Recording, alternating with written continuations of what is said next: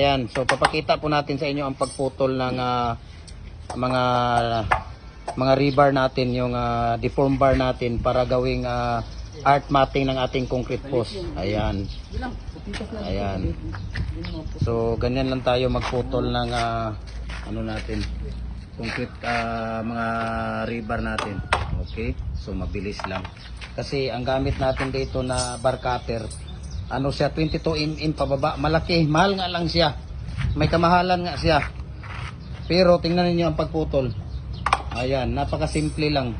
Para lang tinulak ni Kuya. Ayan si Kuya nagtutulak. Ayan, sige Kuya. Tulak ulit. Tingnan mo si Kuya, para lang nagtulak ng ano, ayan, no. Oh, see? Oh, see? 'Di ba? So ganyan lang ang pagputol natin ng. Sige pa, putol ka pa Kuya.